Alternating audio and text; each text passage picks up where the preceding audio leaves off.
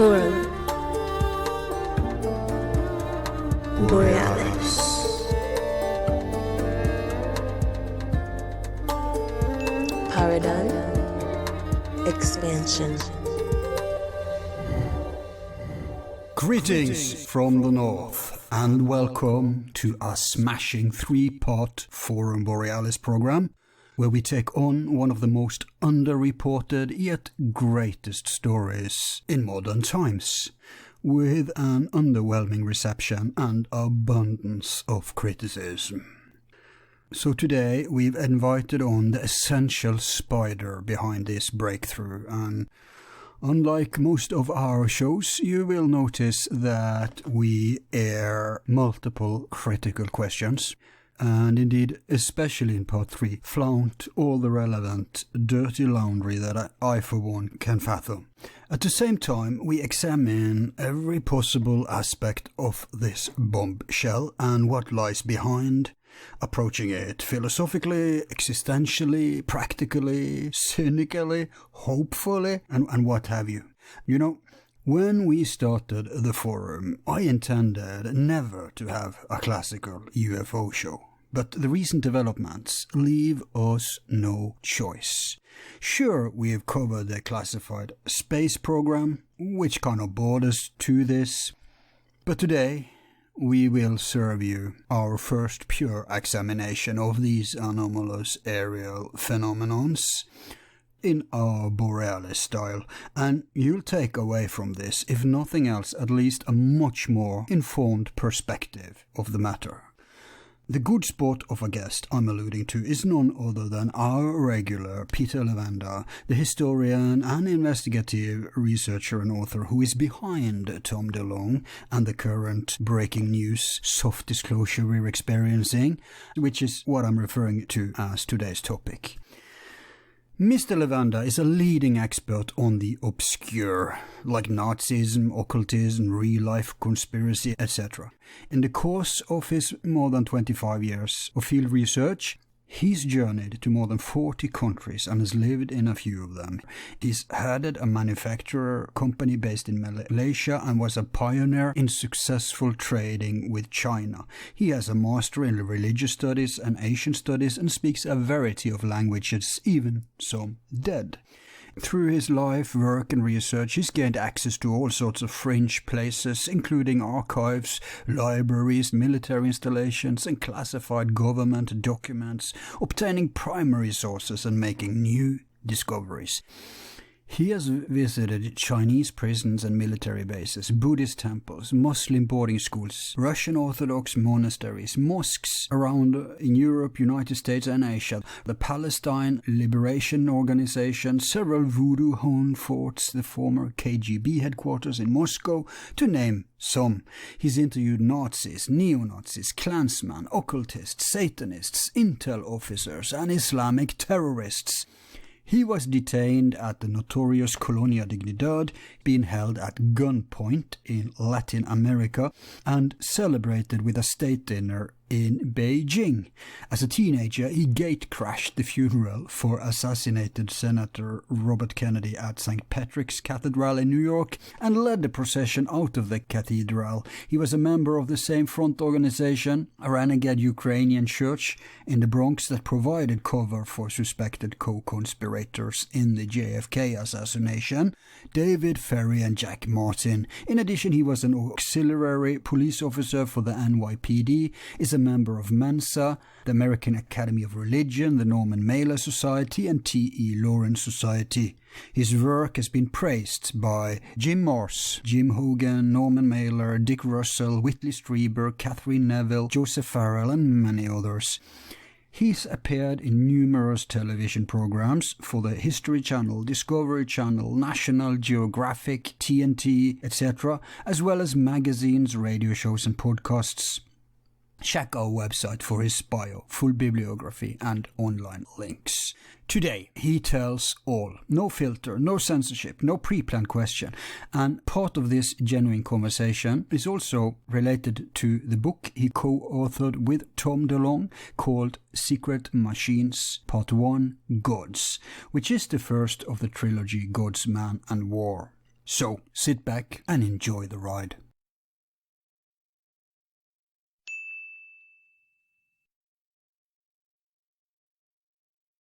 Welcome back to the forum, Peter. Thank you very much. I'm happy to be here. Yes, and I'm so glad you could do this on short notice, because we had to push up in the schedule this interview. I was thinking of completing the Nazi thread arc we've had with you, but unforeseen development has forced us into this position. Right. And before we begin, I have to say, Peter, I don't regard you as a traditional UFO guy, you know? Well, I'm not really. Right? Yeah. Like, nobody thinks of you if they're going to say, you know, the first UFO author that springs to mind. And the same with me. I've never been big on UFOs. I was a little interested in when I was young, but then I got deeper interests as far as I regarded it. And then I got a huge mind blow in later years when I was confronted with a few things. So, but I've never been, I despise much of that culture and stuff around it.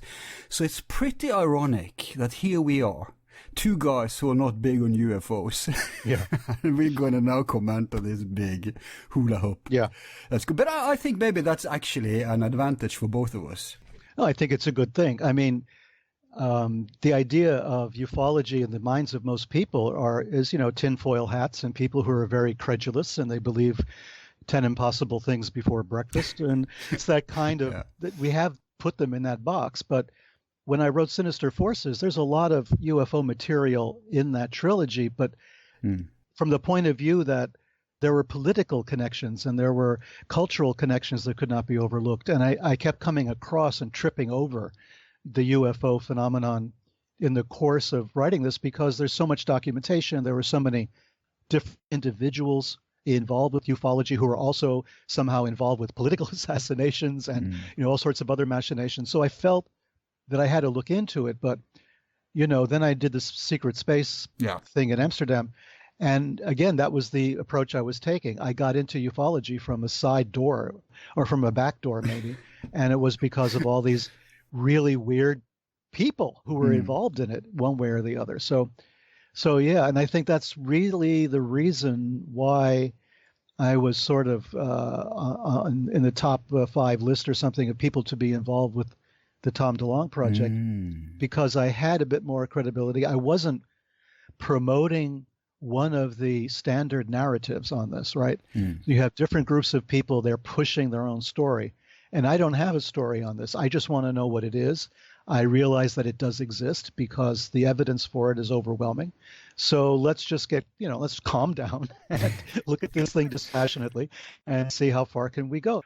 Let's enlist some good people from all different walks of life who are specialists in their field and say, let's take this thing seriously. Let's accept that it exists. Where do we go from here? And that's been kind of the approach of the Tom DeLonge project.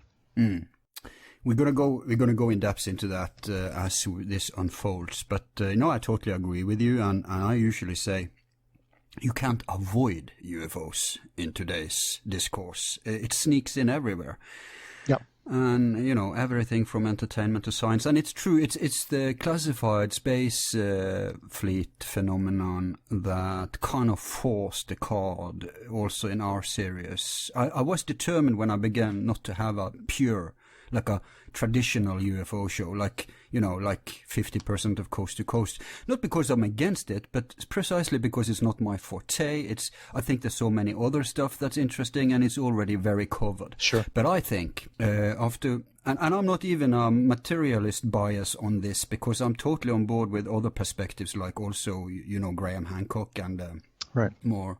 Right. So, but I see this from several angles, and I think you're right. I think it's that we speak about it now will be totally without agenda. We're going to try to approach this from an inquiry perspective. And so the Secret Space Program also forced the card, because obviously that will be determined as UFO. Right. So that's mainly also how we ended up having several shows about that now. But today is actually pure UFO program because it's triggered by this drip of mainstream disclosure that just happened. But let's rewind all the way back to what you were talking about, namely your involvement with Tom DeLonge. Now, for those who don't even know who he is or what that's about, let's start there. Sure. Well, of course, Tom DeLonge came to prominence as one of the frontmen for a band called Blink-182. And Blink-182 was really famous, mega platinum records and all the rest of it, sort of 90s to early 2000s, I guess, that period. And he was just notorious for that band. It was the soundtrack for a lot of people who grew up at that time. And I mean, I knew of Blink-182 when I first got the contact from Tom DeLonge. I thought it was a hoax, right? Because I recognized immediately Blink-182. I said, wait a minute, I know that band. What does this mean? Why is somebody claiming to be from a band? And I've had trolls before, so I was very wary of this. And yeah. So how did he convince you? Well, this is the thing. I didn't want to be involved in something that would ruin whatever limited credibility I have in my own writings, in my own world. You know, I write about Nazis, which is bad enough, right? So people think that you're off your nut if you talk about Nazi occultism, regardless of all the academic work that's been done on that subject. And Satanism, and you go into all the dark corners. All of that, right? So you struggle to maintain a certain level of credibility by saying, okay, here are my sources, here are the documents, this is why I'm saying this is what people have gone on the record as saying, and this is what I'm trying to do, without an agenda, just saying, look at this stuff, it's really weird, you know, and just trying to put it out there and say, what does this mean? What does it imply? So when it comes to this kind of thing, the UFO stuff, and that's really hard. It's probably the most difficult of all of these fields to confront or to deal with, because there's so much misinformation. There's government secrecy you have to deal with, which there really isn't very much when it comes to Satanism, for instance, or anything else. I mean, but when it comes to this subject, you're on very, very unsteady ground, because you don't know. And disinformation, don't forget that. Absolutely. You don't know who's lying to you. You don't know if you're being taken for a ride. You don't know if the people who are talking to you are deliberately lying, or they're really sincere, but they have nothing but misinformation to share. Or they're being deliberately disinforming you, you know, to sway the narrative or to get you running off in different directions. I knew all this getting in. And I told that to Tom. When I finally realized Tom was Tom, Tom said, listen, we have to get to the bottom of this. We have to do what we can to once and for all make some progress on this UFO thing, because everybody's going around in circles.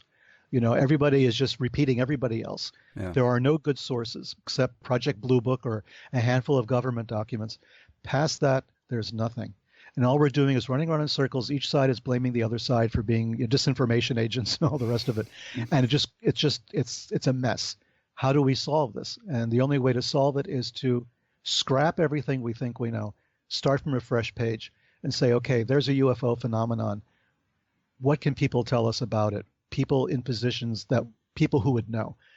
So our approach was to go to people in the government, people in the military, people in the intelligence agencies, start from there just to see what shakes loose. And go with the attitude that we're not here to blame you or to accuse you. All we want is to know what you know, and only what you can tell us. If you can't tell us something, then don't tell us a story. If you're going to speculate, then say you're speculating.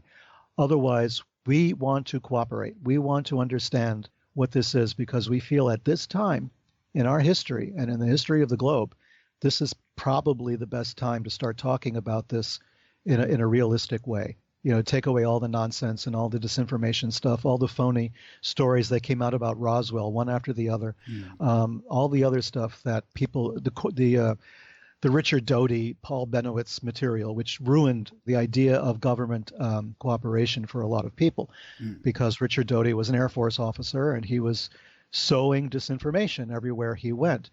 And we're very sensitive that this could be another case like that. So we've got to be very careful. And people, if they can't go on the record, then they've got to give us really good, deep background that we can corroborate somewhere else. Right. So we took that attitude, and it was a non-confrontational attitude. And of course, we also approach people in the sciences and in the humanities also to get their interpretations, to get their takes. I did a lot of research in that area, talking to philosophers, and people who are dealing with, existentialism and Foucauldian philosophy and all the rest of it, just trying to figure out what are we dealing with if we're not dealing with something human, if we're not dealing with a phenomenon that is based on the earth or from within an earth-based civilization, what therefore can we expect? What will be the difficulties in communicating? What will be the difficulties in identifying these visitors? What are the technical problems? If you're talking to people at Lockheed, Skunk Works, what are the technical issues? What do you see as the reason why this is impossible? Why is the UFO aeronautical the characteristics, why are they impossible from our point of view of physics? How could we overcome them if we wanted to, if we accepted that these things were real? So these kinds of questions gradually opened a few doors. And then I wrote what became the foreword to Secret Machines, Gods. And the foreword... Hang on, you wrote the foreword? I thought you wrote the book. Well, Tom and I wrote the book, but what happened first was I wrote this maybe 20, 30-page preliminary document, which turned into the prologue to the book. Jacques Vallée wrote the foreword, but I wrote the next chapter in that line. And this was circulated first. And this got the attention of a lot of people who suddenly sat up and said, oh, okay, we see where you're going with this. Okay, we can work with this. And then they started to talk. And that was the opening salvo in all of this, was this document that compared our human civilization, our entire human civilization, to a cargo cult. Right. And that concept resonated with so many people, we were really astounded. And people started to open up to us, people who were, general staff. We're talking about people with a lot of stars on their shoulders and talking to us and saying, okay, we look at it this way, we look at it that way. Have you considered this? Have you considered this approach? And it gradually led us to the position where we felt more and more confident. And yet we were trying to keep everybody's identity secret because they didn't want it to be known generally that they were cooperating with us. That was the first rule. The first rule of Fight Club is there is no Fight Club. And in the case of this, the first rule of our advisors is that there are no advisors. So we tried to do that. But of course, then 2016. Yeah, but he was still allowed to say that he was in touch with so-and-so guys. He could just not name them directly. He could not name them or identify really where they were based, right? So he couldn't say, I'm talking to 3 Air Force generals or something. That wouldn't fly either. So he could talk general, vague terms, but not really be any more specific than that. And then, of course, 2016 happened. And then there was the Podesta email hack. And you I have to tell you, because I guess I'm touching base more with the readers than you do. I have to say that your association with Tom DeLonge and his association with Podesta has kind of hurt you a little because of the guilty by association logical fallacy, right? Sure. So there's a lot of critical people. I'm gonna raise those topics later with you, but just so you know, in case you don't. Oh, I'm very well aware. Okay, good. That's all I ever get is, well, don't quote Podesta, don't cite Podesta because he's an evil, this, that, and everything else. Right. Yeah. We don't believe it. We don't feel we're guilty by association where that's concerned. Others may feel guilt is the correct word. Yeah. But we met him, obviously. That was back in 2015. That was before the campaign really started. And we talked to Podesta very openly, like, what do we do? How do we shake the tree loose? How do we get more information out of government on this? Because obviously he thought about this a lot. He's on the record for having been interested in this phenomenon for years upon years. Well, he wrote a foreword to Leslie Kean's book on UFOs. Right. So, I mean, he's very open and upfront about it. So this was an excellent opportunity for us to say, okay, you've been in government your entire life. How do we go about shaking the tree loose? How do we find out what's going on? So he was very helpful where that was concerned too. So we don't, we do not deny or in any way try to disparage our relationship with John Podesta. So we can discuss all of that later and all the weird stuff about that. But when that came out, the one important thing it did was it revealed to the world that what Tom had been saying all along was true. He was talking to a lot of very high-ranking people in the military and the government and everywhere else. But what it did is it spooked everybody. And the promises he was making about big revelations were postponed and postponed again for one reason or another. Oh, you mean it spooked the people you were in touch with? Yes, of course. Right. Yeah. Because it spooked half the population too. Yeah. That's another Absolutely. matter. I mean, it spooked us because we fell out. We were in radio silence for a period of a couple of weeks.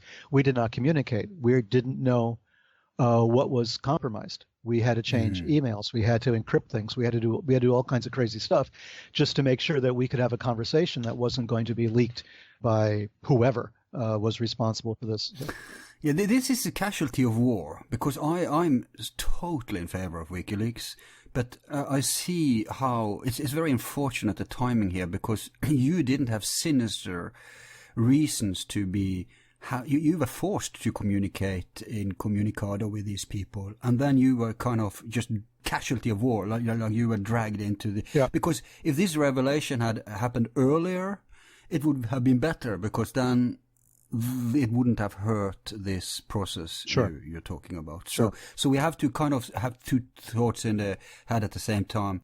That it is good to leak stuff that should. Well. You could say it wasn't the most important stuff that was leaked, but I'm so for transparency. But on the other hand, I totally are on board with, if I were in your shoes and Tom's shoes, you have to do it that way. So that was very bad timing, very unfortunate. Yeah, of course. What I have a hard time making people understand, because I don't have my name on the New York Times masthead or something, but I still consider myself bound by the same rules. And one of the primary rule of journalism is you don't reveal your sources. If sources want to talk to you on deep background or they want to talk to you anonymously, you have to respect that.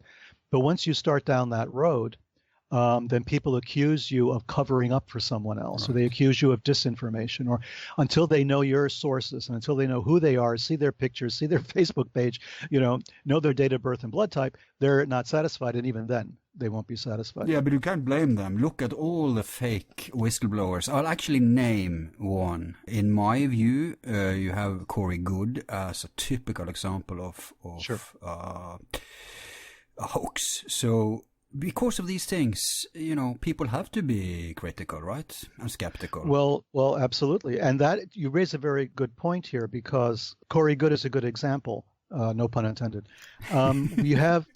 This is the thing. You can refer to your sources anonymously only for so long. We were always going to begin revealing people who agreed to it once they felt comfortable. And once WikiLeaks happened, it was revealed that we did have legitimate sources.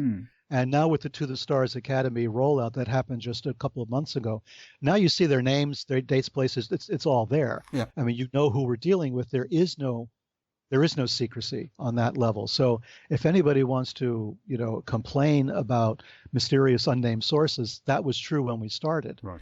But now it's sort of in your face, right? And now that it's in your face, people are now complaining about that too, Yeah, because now, it's Pentagon and Intel, we can't trust them. You can't trust them. Well, you're all shills, right? So it's damned if you do, damned if you don't. That's how it goes. They wanted disclosure. Where were they going to get disclosure from, except the government, the military, and industry? Those are the only places it's going to come from. And so what are we supposed to do? Otherwise, we're just speculating, and we're back in the territory of just making stuff up. We don't want to make stuff up. We want to show you, okay, if you have a problem with the material we've released, if there are critiques that can be made of the videos or of the personnel or whatever, that's fine. But it's all out there. We're not hiding this. We're revealing what we can as we can, as the articles in the New York Times revealed. We would have talked about this months earlier, but there were problems with the journalists, problems with the media, problems with various people over which we had no control. So it made Tom look like he was just talking nonsense, right? No. I have a big revelation coming, and it never came. Joe Rogan really ridiculed him. People thought he was crazy. Oh, yeah, absolutely. Yeah, absolutely. And Rogan didn't do anybody any favors by doing that, himself included, because in the end, it was shortly after that interview that all of this broke. And it showed that we were always talking about, we were reputably reporting what we could at the time. Bad timing for Rogan, that's true. Bad timing for Rogan, yeah. But in a way, that kind of also saved you, because there's no guarantee how this would have rolled out according to plan. So no. At least that kind of, because I think after the Rogan thing, if that would have allowed to unfold, Tom would have been toast, yeah, in most people's view. Sure.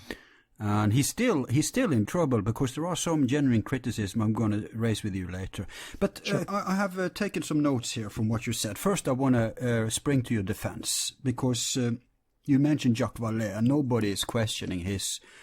Well, there's always someone who questions something, but sure. In general, he's a vetted, decent, sincere guy, right? So he's sure. into this for the inquiry. And I have the same view about you. When it comes to Tom, I have no doubt that he is an idealist. In fact, he borders to being naive, I'd say. Maybe he isn't, but he kind of comes off like that to me. But on the other hand, he's not inept. He has the resources, he has the connections. So as far as his motives goes, I think he's sincere. But let's just start with taking the biggest problem immediately. Mm-hmm. You started with saying you presented a scenario like it sounded like it was an either or. So let's start there, actually. I don't think it's an either or. I think this phenomenon, UFOs or UAP or whatever you want to call it, can be there are several causes for them. Most becomes identified.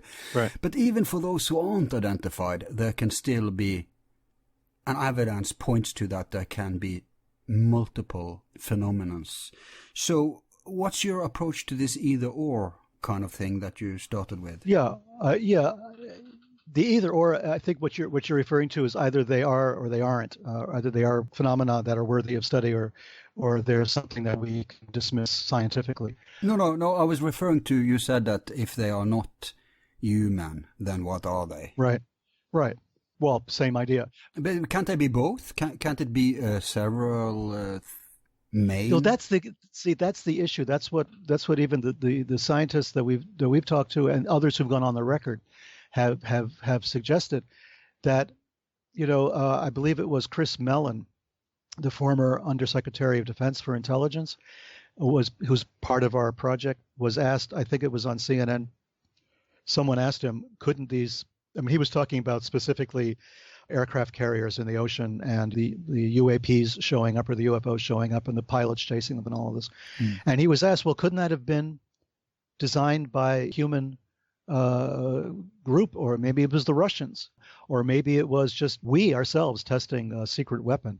And Chris, you could see he was having a hard time to keep from laughing. He was, here was a guy, Mellon's job was basically to audit all the projects in the Defense Department. He had this overarching responsibility to go everywhere. He had complete clearance to go into any base, any place, anytime, and basically figure out what it was they were up to. That was his job, one of his jobs. So the point, he started laughing. He says, listen, one thing we know for sure is we don't have that technology. It does not exist. And number two, we would not use our own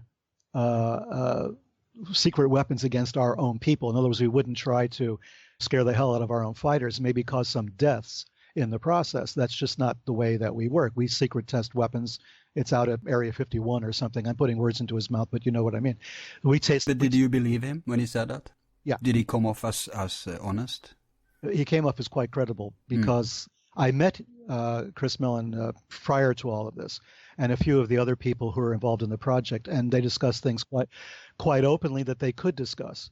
There were things that, because they're still bound by secrecy agreements and their security classifications, they will not discuss even to me or to Tom or to anyone else. Right. So we know how far we can push and how much we can get out, but it does make sense from a scientist and an engineer will tell you, as the guy who came to us from Skunkworks. Here was the guy in charge of developing these systems for Skunkworks, and he told us he wants to know how these things fly. He really wants to know how that's possible. And he's working on projects to try to understand that. So we're in this position that it can't be the Russians. We pretty much know that no other country on Earth has the capability to send aircraft into the atmosphere and then to turn on a dime, to make a 90-degree turn, to do all of these other things that they do to just disappear. Yeah, that's a traditional narrative that we're not there yet. Yes. Right. And it seems to be because of all of the secret machines that have been revealed to exist in the last 70 years, we can see the path of evolution of aeronautics. You know, we can watch it. We can see, okay, they got this far. They broke Mach 1. They broke Mach 2. They did this. They went this far. They had developed these systems for depressurization, all the rest of it. We can see that evolution quite clearly. In the white world, yes, but you know as well as me that when they roll out something commercially, it's like decades after it's been. That's when they've upgraded the classified, like internet, for instance, was available long before. That's always how they do it. So you can assume that there are who knows how many decades ahead. When I say they, that's another question, right? There's many compartments, and maybe those you talked with were we're actually on the record with everything, but I'm pretty sure they held something back. Well, everybody holds something back, and because they have security clearances, they are going to hold something back. Exactly. But there's a very big difference between holding something back and just saying outright, we don't have this kind of technology. We're nowhere near having that kind of technology, and giving the reasons why. If you talk to regular scientists who are not involved in the military industrial complex, or if you talk to other people, just scientists and engineers in the average world, they are aware of the problems inherent in that type of flight characteristics.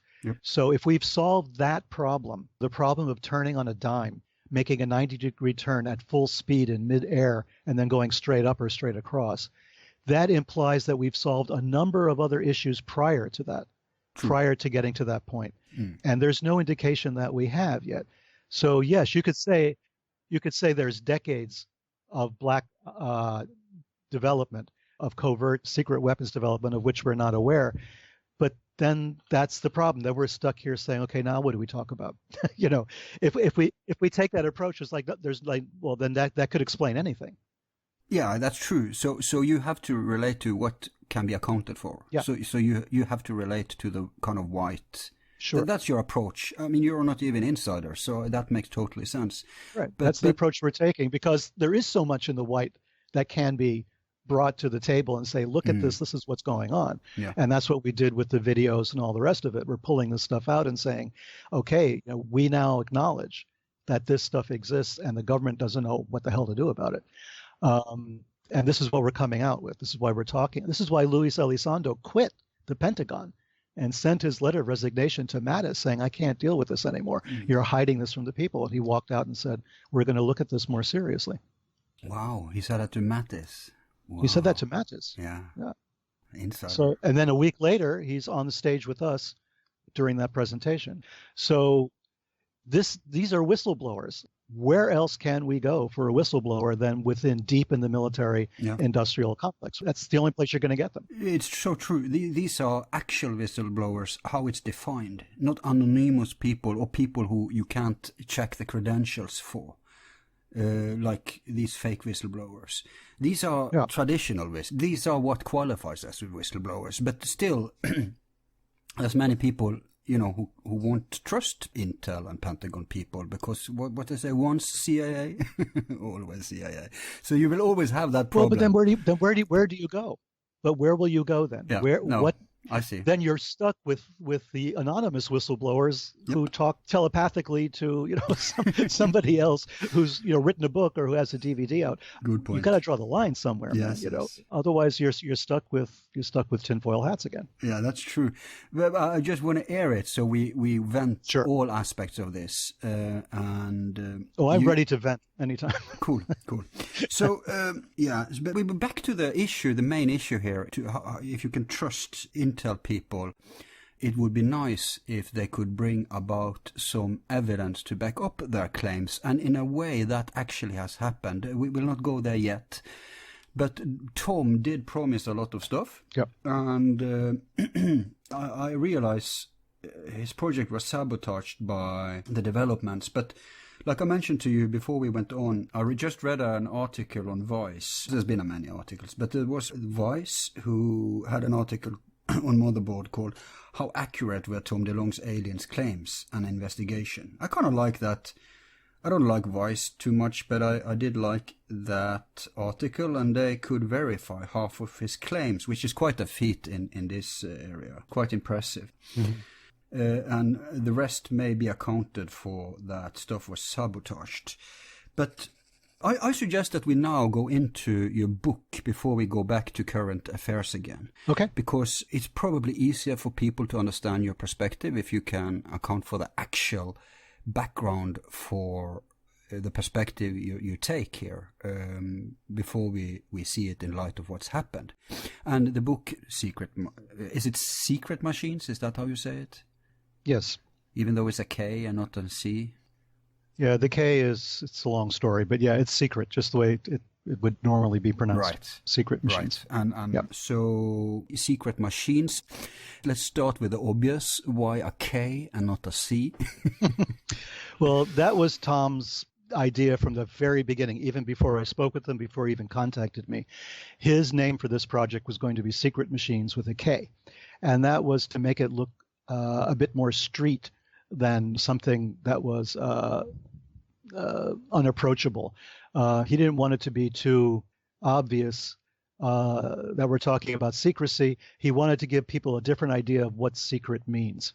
Mm. And the K there is kind of, it's also an allusion to a sort of Germanic spelling of secret.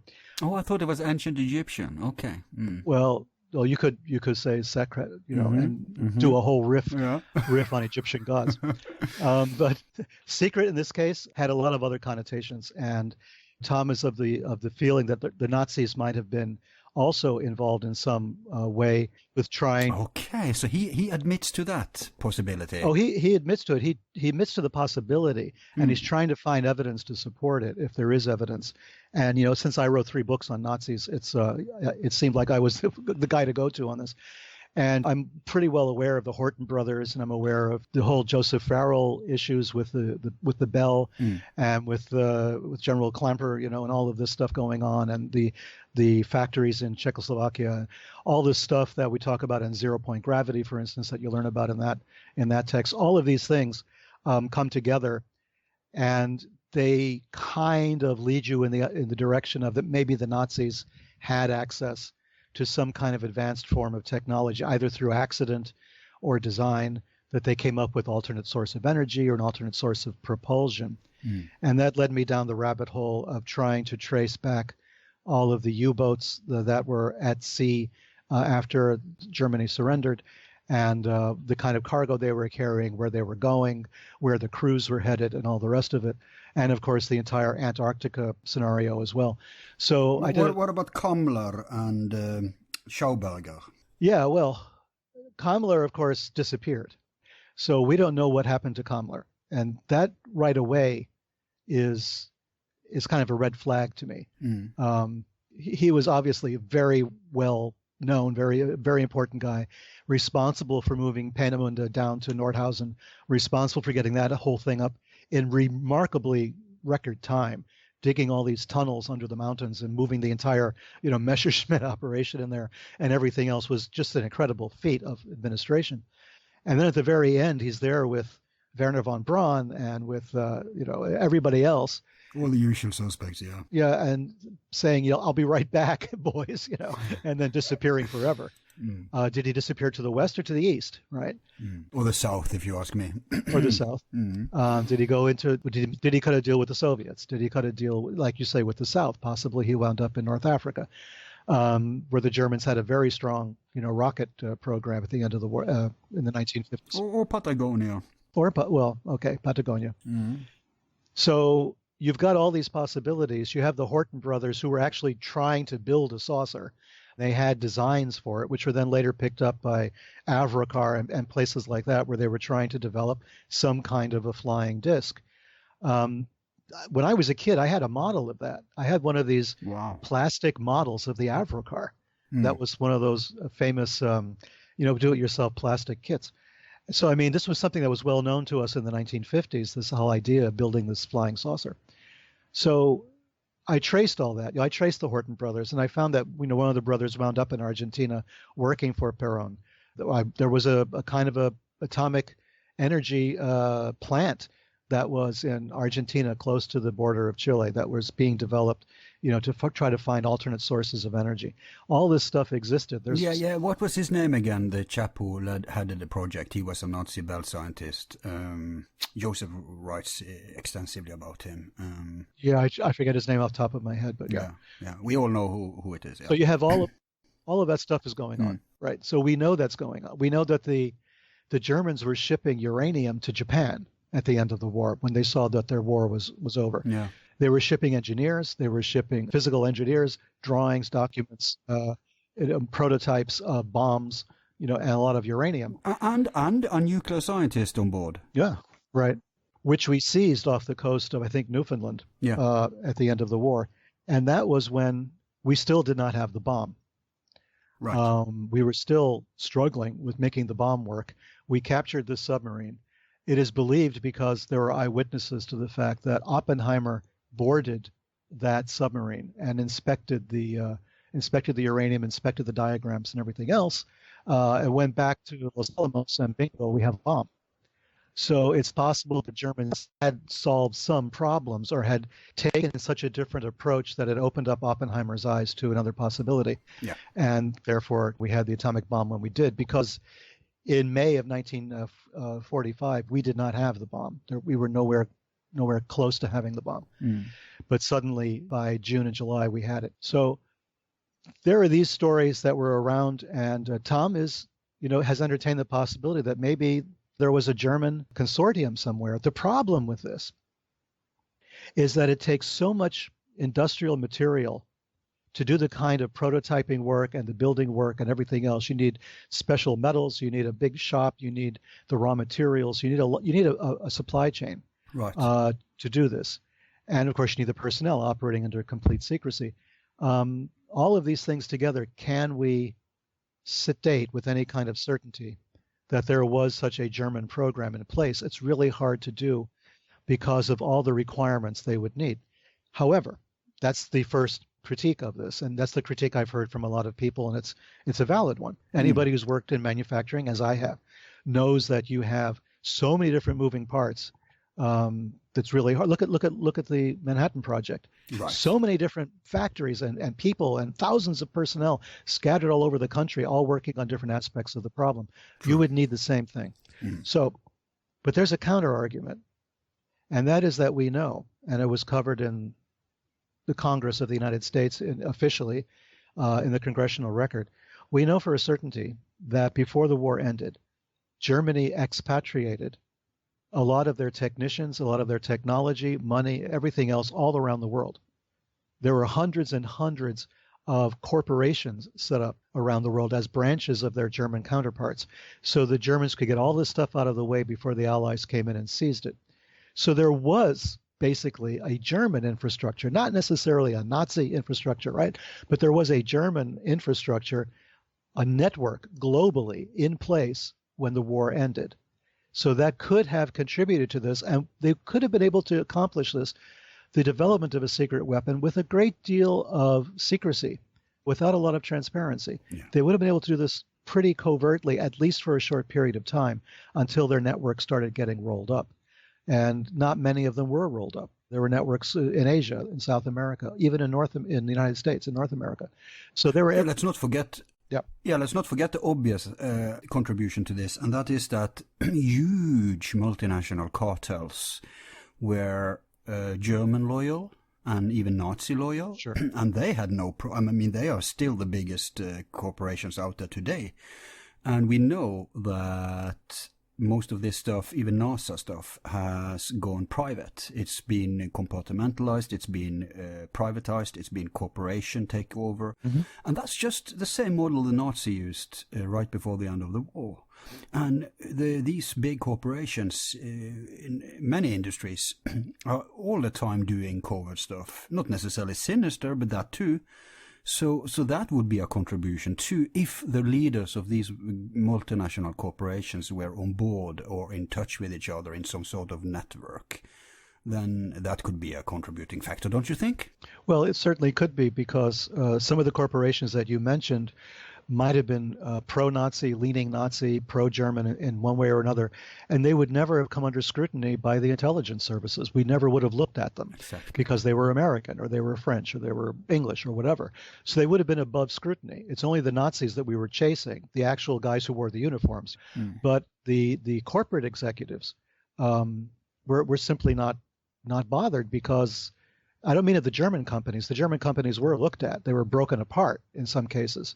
Krupp, as an example, I think. But as far as their European and American and other corporations who were pro-Nazi, who were openly pro-Nazi, they never came under scrutiny by, for instance, the American intelligence services. The OSS was pretty much out of that business when the war ended. And that was it. There was this hiatus period in the 1945, 46 until 47, when CIA was officially created, and even then they were small at that point and struggling to find their way, and they found it in an anti-communist crusade. Yeah. But until that point, though, we didn't have OSS agents barging into offices in Chicago or Milwaukee or Los Angeles to typical American corporations and demanding to see their records. Right? It was not happening. It wasn't on. The FBI was not going to go after domestic corporate executives just because they had expressed pro-Nazi sentiments, which means they could operate completely secure from oversight. They could do whatever it was that they wanted. And if they were pro-Nazi, if they sympathized, and a lot of them did, they could help covertly fund or contribute in some way to a weapons program. For instance, Hans Ulrich Rudel. Here was probably the most famous pilot of the Luftwaffe at the time. Rudel was an ace. He had shot down so many planes. He was Hitler's favorite ace. After the war, Rudel really was not arrested. He was kind of denazified. He was a military guy, so he really wasn't considered a member of the Nazi Party or anything like that. But we actually went to Rudel for guidance on how to design our fighter planes in the 1950s. I have evidence of that. I spoke to the people who talked with him. And that was, I think, during the Johnson administration, all the way into the 60s, where we actually were talking, and he was consulting for our War Department, basically for our Pentagon, trying to get information as to what flight characteristics were good, what was bad, what problems did you have with the Messerschmitts and everything else, and on, trying to get information how to improve our own fighter jets. And this was the most decorated ace of World War II of Germany. And Rudel was running an Odessa operation right under everybody's nose. In South America and Europe and in the Middle East. His address book is a font of information of people who were sympathetic to the Nazis in the 1950s and 60s, people who were living all over the world, addresses, phone numbers, which I published all in the Hitler Legacy.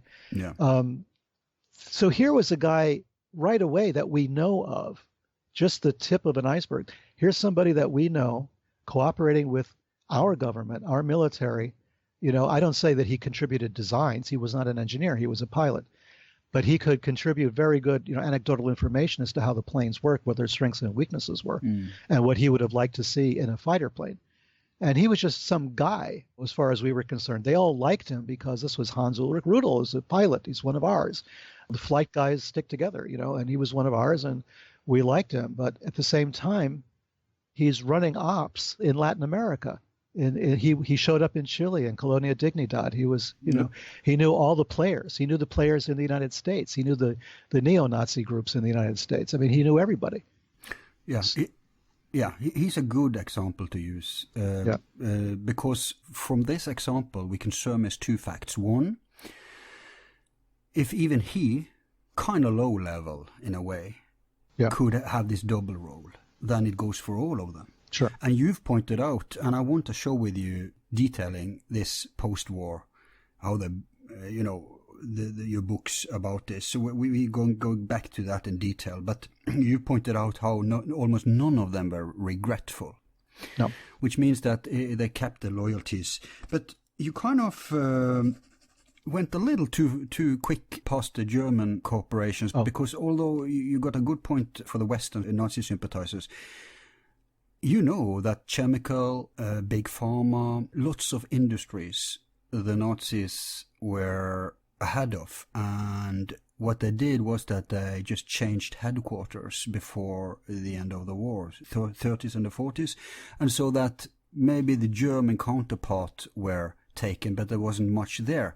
And we know that most of the German elite from before the war, they, so like Thyssen and all these people, lived in huge mansions, huge estates down in, for instance, especially South America.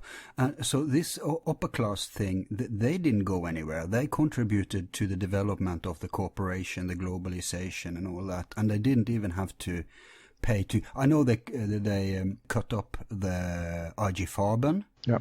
Eventually.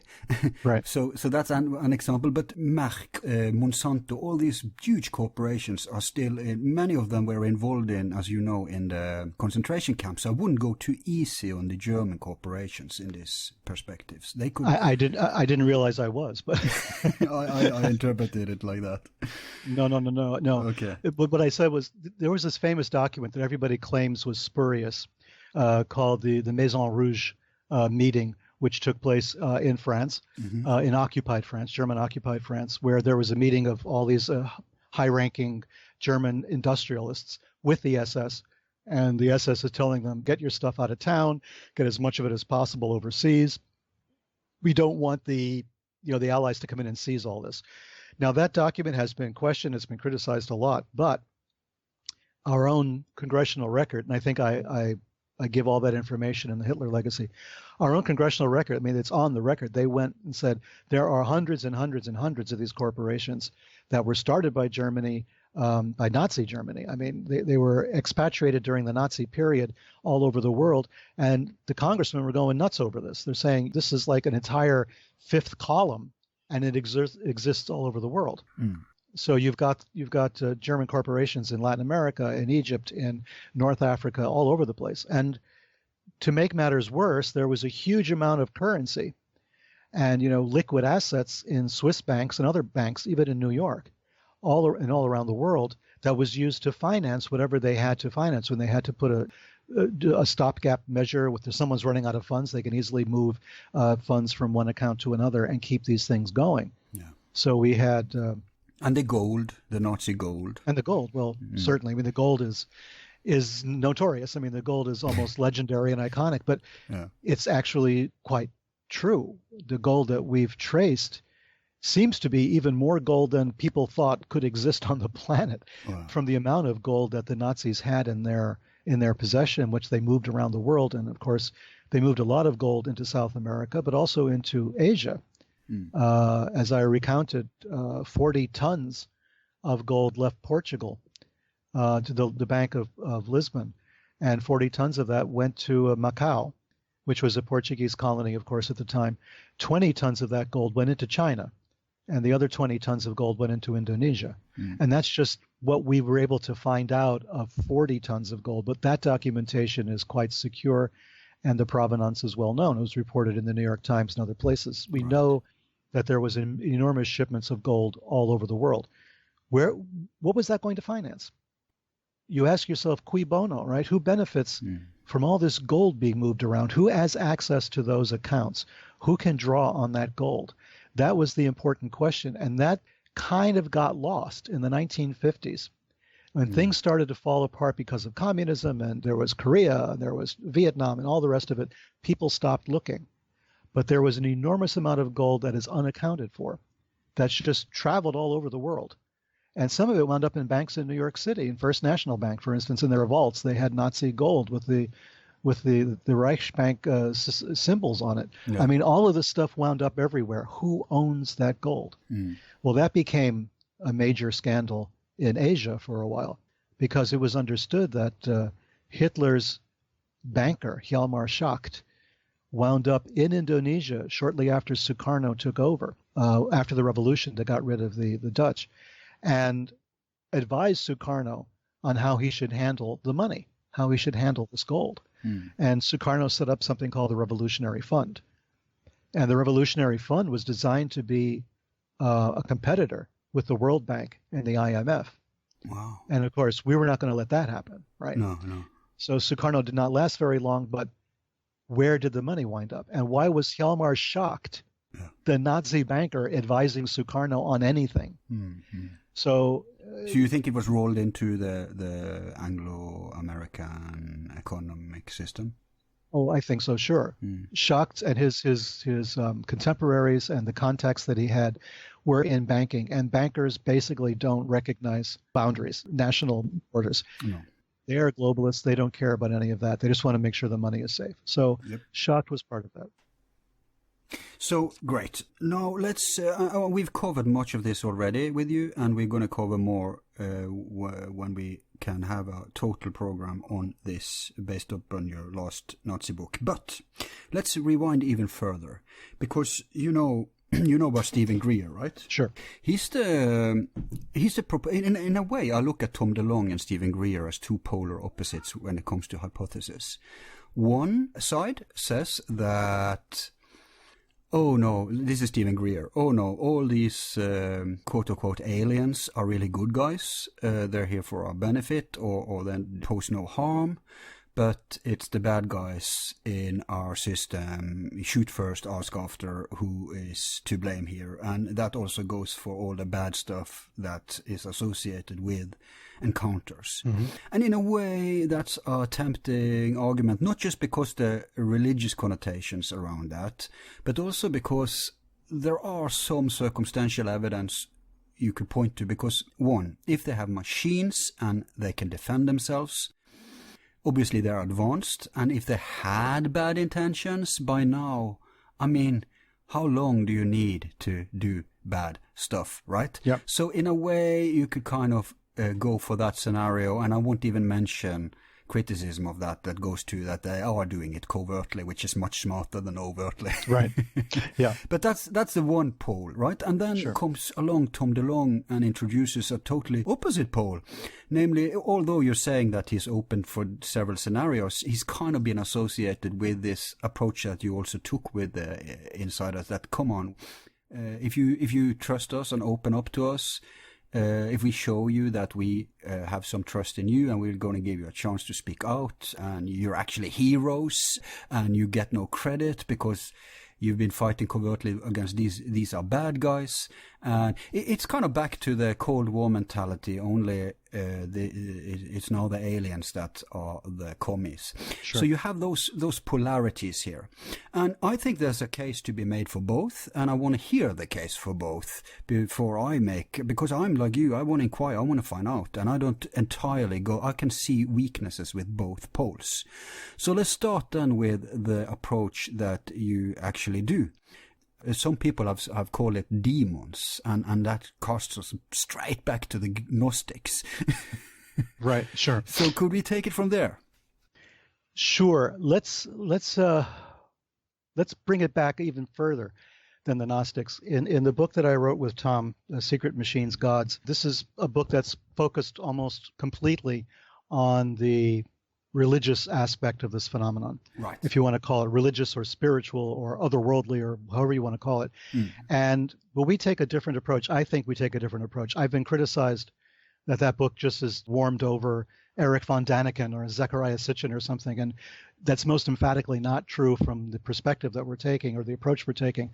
Of course, but at least you give footnotes and stuff, right? References. Of course, yeah. That's very important to me, and I think to many of my readers, that they know where I've sourced things. Exactly. But the point is that, yes, Zecharia Sitchin and von Daniken have referenced ancient civilizations and blah, blah, blah, and all that stuff. We're taking a different approach. We're saying, forget who built the pyramids. Forget the Nazca lines for now. Just forget all of that. Look at the texts that were left behind. Look at their writings. Look at what they themselves said. And what did they say? What were they implying? They're saying that there was contact. They were saying that something came down from the heavens. They said there was a kind of communication, a rudimentary form, and that this kind of jump-started civilization all around the globe. Humans have been on the planet for more than 2 million years. but we only know about civilizations in the last 20,000 years perhaps. So, and it all happened almost simultaneously. So you had civilizations in Asia and South America, North America, everywhere. There were civilizations being built up in Africa, all over the place, using a lot of the same ideas, some of the same architecture. We have pyramids in China. We have pyramids, of course, in Egypt and in Mexico and all around the world, in Asia. Yeah. So you have this impetus. People are trying to do this, and they're linking this technology with ideas of immortality and space travel. This seems to be common to a lot of these cultures. So what we're saying is, let's just stop there, hold it there. What are they trying to tell us? If we look more deeply, will we find other evidence of contact?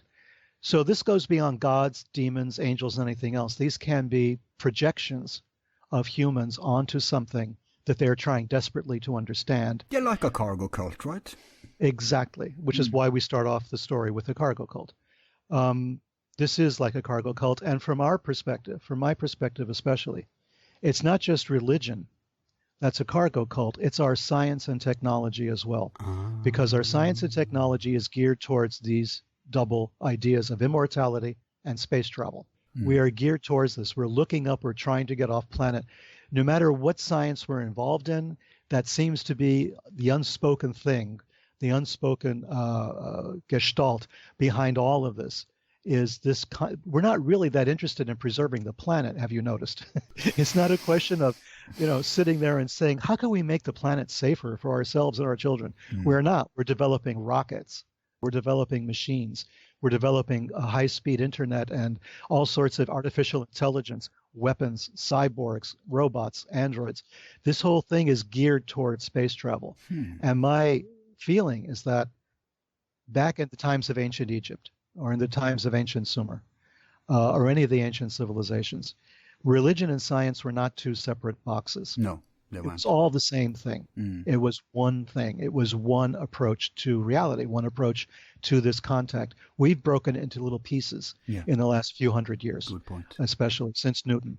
But what we're looking at is really one concerted effort that we've all been touched by this, what I call a traumatic event. And we're all reliving this traumatic event in our churches. You mean the fall, the catastrophe? Well, in ancient times? Whatever happened. Yes, whatever that was. I'm still open to suggestion on it. I'm not defining it like others are. I'm saying something happened. It was traumatic. And like victims of post-traumatic stress disorder, we're kind of reliving this trauma generation after generation, and we're expressing it in our culture, we're expressing it in our science, and in our religion. You're so right, because we are like, we have PTSD because victims will have trauma, will give them amnesia. Yep. And it will give them denial. And make them violent. Exactly. And we're like that. We don't recall anything before, let's say, maximum 10,000 years, and we're in denial about it. I always say, if you want to control someone, the best method, more than force, more than anything else, is to remove the memory. Sure. And the same goes collectively as individually. And so we only see, like, a real victim would give subconscious tells. And that's what we do. Because despite the suppression, it slips more and more out there. Stuff from antediluvian and ancient times. And what you guys do is commendable in this perspective, because what you do is that you just roll up your sleeves and you say, okay, let's start from scratch. What can we definitely surmise? Like when you say we know something happened, but we're not going to advocate pet hypothesis about it, but we can still surmise something from what did happen, like this denial thing. So, I'm on board with that, but continue. Well, that said, you put it beautifully. This is our approach. We cannot come out definitively say anything one way or the other. That would make us basically like leaders of a cult or something, which is exactly what we don't want to do. We're trying to increase knowledge, and in order to increase knowledge, we have to broaden perspectives. We have to think outside the boxes that we've grown up with, that we were educated into.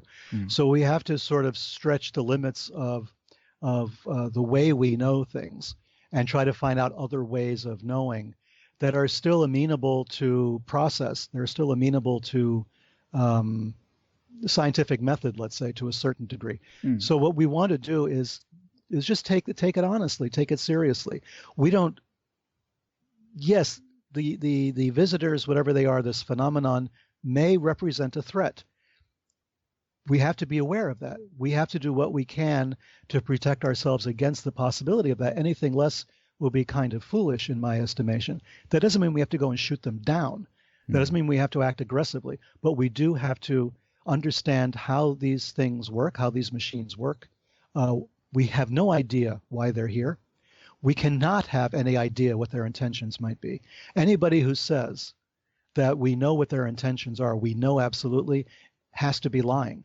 Yeah, because, to themselves or to us. Well, yeah, because we're projecting human ideas, human emotions, human values, and human motivations on something we don't know anything about.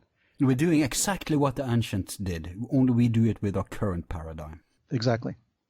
And that's, to me, is dangerous. So we have to kind of be careful in both ways. Don't assume that they're out here to kill us. You know, they may kill us accidentally because they may not see us as anything more important than an anthill. There could be, you don't know. Hostility, it doesn't have to be the human idea of evil intention. It could just be that we're treated with violence as a kind of accident of whatever is going on. Casualty of process. Collateral damage. Yeah, but Richard Dolan has argued for this for the longest time, that we need to take this approach, and he's kind of brought back to honest, decent perspective that you can be critical to UFOs. You don't have to worship them religiously. Sure. But what does the ancient sources say? Do they take a multiple approach? I think they do, because there are, like I said, the Gnostics were very critical. Maybe you can account for the different perspectives that the ancient had. I can do that. And some seem to be on board with them. So what was the ancients, examples of ancient approaches to this problem? I think it wasn't until the New Testament era that we actually talked about a God as being all good and all loving and all kind. There was always this kind of schizophrenic attitude where the gods were concerned. These are people, entities, whatever, to be feared. You were in terror of God. Even Moses could not look God in the face, right? God is, asking for massacres and wipe out this tribe and wipe out that tribe. As you keep going back further, you find the gods are very capricious. And this idea of their being capricious and not caring about humans, except sometimes, other times not, may not be because they were humans who were, psychologically disadvantaged. It might be because we did not understand what they were doing, how they were doing it, or what their rationale was. So we imputed to them human emotions of love and hate and revenge and all the rest of it that we're confusing. Pride. Yeah. Even Jesus is confused this way because Jesus cursed the fig tree. Jesus threw the moneylenders out of the temple. I mean, he was not nonviolent. Jesus was violent also. Brought the sword. Yeah, exactly. So there we have a problem, and that could be the problem that we face.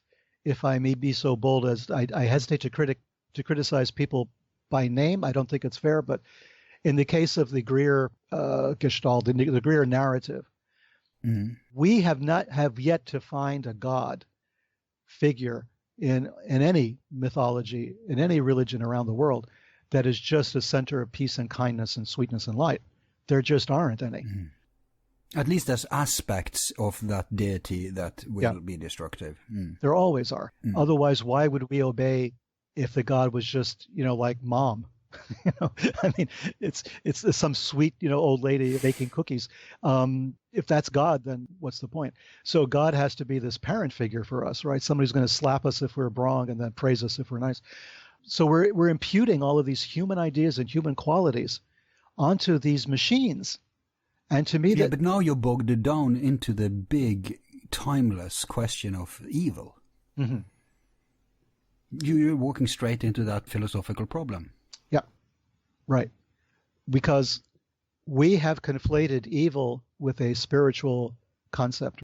The Gnostics believed in the demiurgos. So the demiurgos was basically evil. But the demiurgos was responsible for creation. Yeah. But they named the Archons Yeah. specifically. Mm-hmm. So we're in that catch-22. We're in a bind. We are creatures, and so we're in this bind now. How do we deal with the spiritual world? We have very little experience, direct experience of the spiritual world. That's another problem we have as human beings. We cannot discern what these different altered states really mean and how they relate to ourselves. We only read about them in books.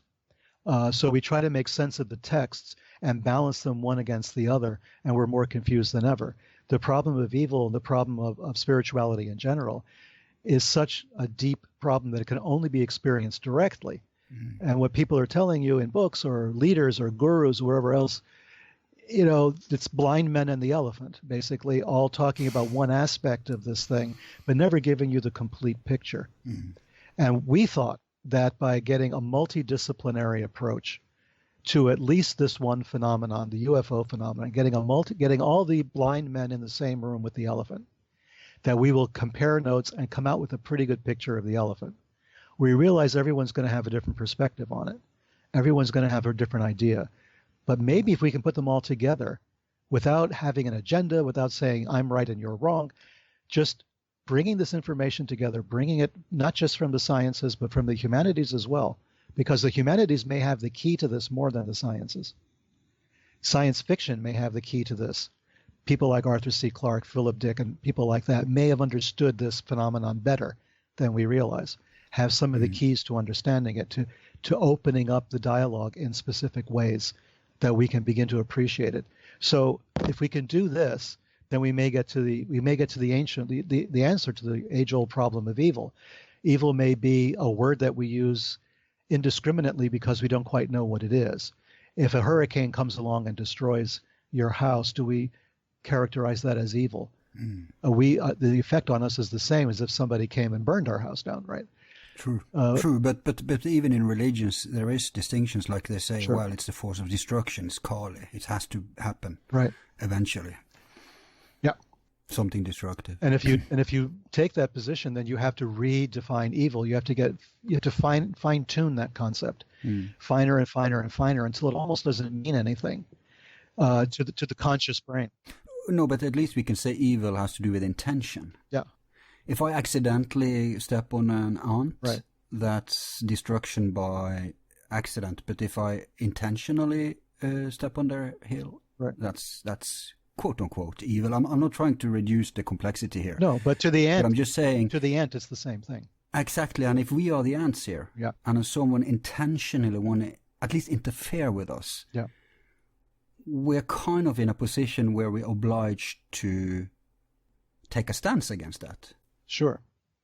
We are in that position, but not only if they're intentionally trying to destroy us. We have to take as many precautions against the accidental destruction as well. Yeah. And when we're dealing with the secret machines, when we're dealing with the UFO phenomena, we may very well be dealing with a phenomenon like that could be destructive unintentionally, just through proximity to us.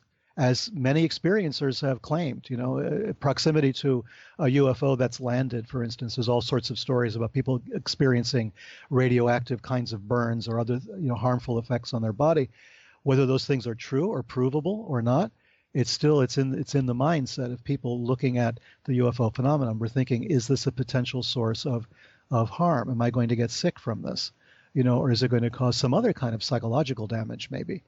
There's a lot of people who've had experiences or who claim to have had experiences that would seem to be to some extent psychologically damaged. Did that happen before or after? Was that a consequence, or did that set up this experience? There's so much we don't know, and we're not taking seriously, and we have to take seriously. And to make it worse, there's claims of the opposite too, that they've been healed. Exactly. Exactly. Yeah. Right. So, but full disclosure, I haven't had time yet to read your book. It's still pretty new. So I can't give you the optimal questions for that.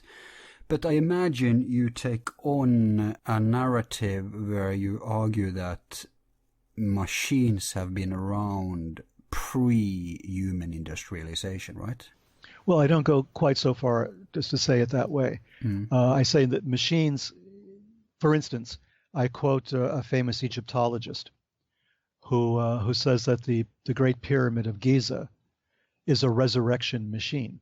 He uses that term quite deliberately, that it was a machine designed, at least the intention was, to enable the pharaoh or whoever was in it to resurrect at some place, perhaps not on Earth, perhaps in some other dimension or some other planet or wherever. So the idea was that he understood that these were machines. These were not just temples or something that we just developed as humans to worship the gods. This was something very specific. They had temples. You know, you can go to Luxor, you can go up and down the Nile and see temples. The pyramids were something else. They were intended to do something else, and they were very specifically constructed. So to look at them as a machine, and in the words of this Egyptologist, as as a resurrection machine, I think shows tremendous insight. We had machines long before the Industrial Revolution, obviously. The machines were intended to do a variety of things, and sometimes the machines had what might have been considered fanciful applications. I'm thinking of Babylon around the 6th century, 7th century BCE. I'm thinking of Ezekiel, who's in Babylon, and he's having his vision of a machine. He's having the vision of the chariot. And his vision is so complicated that people really can't get their heads around what he's seeing or what he's talking about. Nothing seems to make a lot of sense. It's coded language. But if we compare his vision to what they actually did in Babylon, it becomes a bit more clear. And in Babylon, they would take the statues of the gods out of the temples at certain times of the year and roll them through the streets on chariots. And so the gods would actually come down to the people from the temples and be paraded through the streets all the way down to the river and then all the way back up again and put back into the temple. That to me then might have been the inspiration for Ezekiel's vision, because he's talking about a god or something that appears like unto a man sitting in a chariot coming down from heaven. I mean, if Ezekiel was even slightly stoned, this would make a lot of sense. So maybe that's what he's talking about. If so, we're talking about, again, another kind of machine, a machine that was intended to breach, to repair the breach, rather, between the people and the gods, the ones who had been here and who had left. Because, of course, the prayer of the ancient Sumerians was, Spirit of the sky, remember, Spirit of the earth, remember. This idea that they would light the fires on New Year's Day on top of all the ziggurats to kind of signal back to those beings from the heavens to come back down and not forget them. So there was this tremendous literature about that, which is why I always say, the architecture is important for sure, but if we focus too much on the architecture and trying to figure out how it was built and claim it was aliens who did it or some advanced technology, we're going to miss the point. The point is in the writings. The writings are very specific, and we have to take them as literally as we possibly can. Right. There is the problem, of course, of because it's not just science and spirituality that was one in ancient times. There's also that dualism, as is so inherent in our modern consciousness, didn't exist. In other words, distinction between matter and spirit wasn't there. In fact, you can make a scientific case for it also. Some call it a spiritual materialism. It's just degrees of frequencies, right, that distinction between matter and consciousness. When I perceive something, when I experience something, obviously it's an imagination taking place in my consciousness, and I'm resorted to only have the five senses. Well, you can discuss, of course, there's other senses, but at least those five senses gives me that information. But if I had another access to vibrations that we can't sense, the electromagnetic spectrum is huge, right? Mm-hmm. You can talk about X-rays, you can talk about infrared, ultraviolet, and we do compensate somewhat with developing machines to help us perceive into these specters of existence that we don't have direct access to. But my point is that if we then acknowledge that there is no big difference, then it brings even these so-called spiritual experiences with the UFOs in a different light. Because then Graham Hancock have a point that, let's say, a shaman takes a journey in consciousness and perceives other aspects of this vibrational reality that we can't we don't call it material because we can't sense it directly, right? But it's still valid in that, let's say, like an astral travel. If I journey all the way to where you are and I can actually perceive something going on there, then consciousness does work. As my friend Alex Zakiris in Skeptical podcast says, it's proven that consciousness works, that you can actually get practical results from consciousness.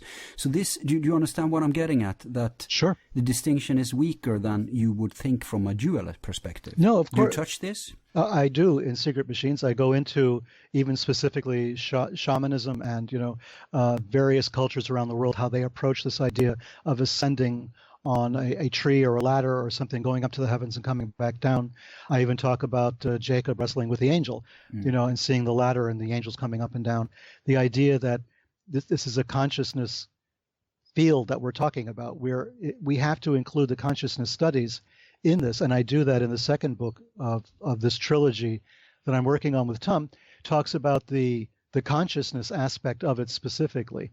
So Hal Puthoff is, of course, someone who's been dealing with consciousness stuff since the 1970s, as far as I know. And he's part of the team around us.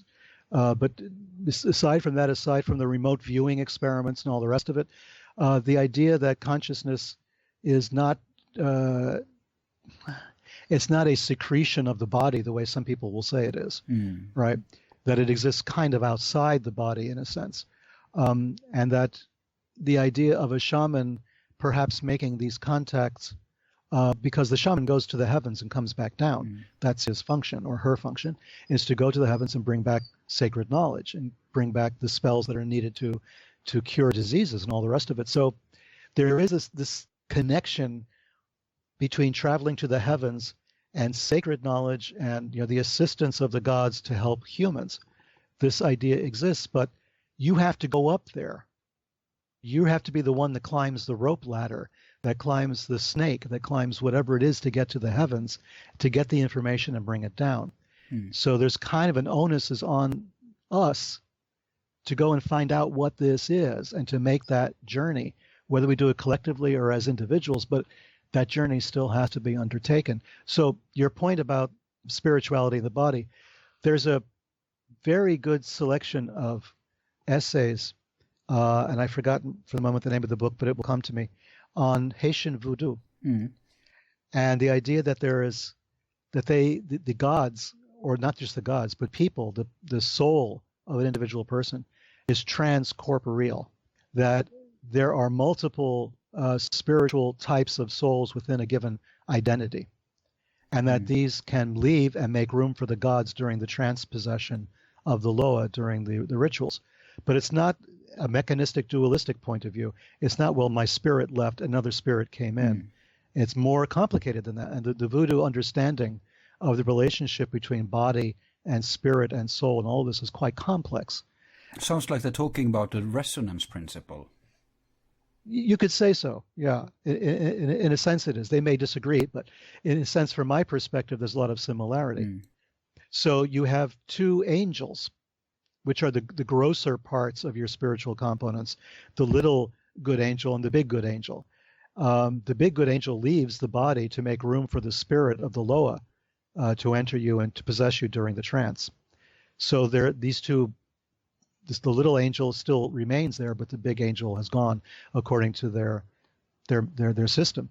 But then there's a lot more to it than that. There's the metet, there's the spirit of the head, like you're almost a superior self that's involved. They broke it down many different ways, and they use that not just to have theosophical discussions, right? They use that as their technology. Right. They use that in creating the charms and in creating the bottles in which they encase these spirits and to effect change in the world.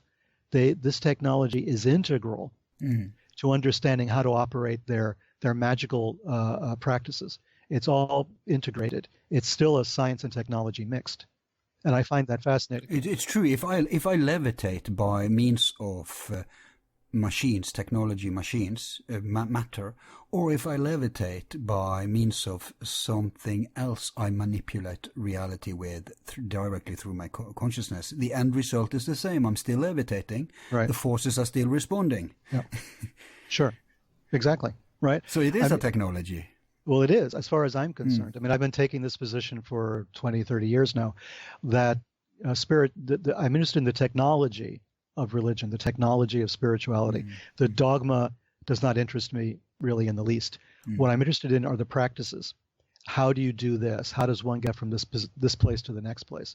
So to me, it's a technology, which is why I've always found it interesting that Tibetan lamas, for instance, can have very deep and detailed discussions with Jewish Kabbalists. Right. They have no religion in common at all, no language, no culture in common.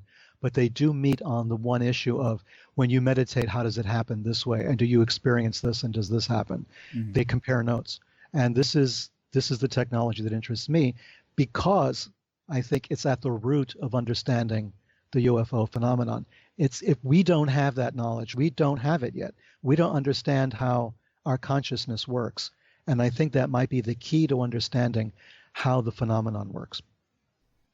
You actually agree here with Stephen Greer. He kind of makes the same point, but he comes from it from almost savior perspective, that there are his intentions that are different here. Yeah. He kind of puts it in a almost religious perspective, where there are good guys and superior and savior and angels, whereas you are more critical, but you kind of both point to the multiple approaches that's possible to take on this. Sure. So I think it's the only rational approach to take. It's just that I don't have a good guy, bad guy narrative on this. I just don't have enough information. And I think that may be a projection of human desires to see human qualities in the other, and to try to understand them. I think that's a mistake. I think it's a complete mistake. I think if we take that position, we're always going to be running around in circles. We've got to be open to a different interpretation of consciousness and of intention and of what's good and bad for us and all the rest of it. If you're uncritical and you just operate on the assumption that these forces, whatever is flying these machines, is benevolent and godlike, I can't think of anything more naive and more potentially self-destructive. You just go off into the secret garden. And for me, that's a really dangerous place to be, because I'm not by nature a follower of a religious impulse that way. You wouldn't meet Cortez with flowers and fruits. No. I might send somebody else to do that, but I'll be hiding behind a rock with a bow and arrow. You know what I mean? I'll be fleeing before you can see the ships anchoring. Right. Yeah. We're soon going to take a break, but I have another question here. I kind of got out of the flow now. I had a question follow-up to what you were saying. So let's take that break, and when we come back, I'm going to hit you with a lot of more questions about all of this. Okay.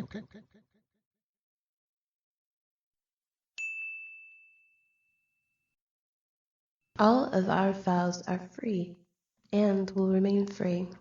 If you like the show, you can show support by donating $1 to help with expenses. Just use the PayPal link on our website, YouTube channel, or Facebook page. Thanks.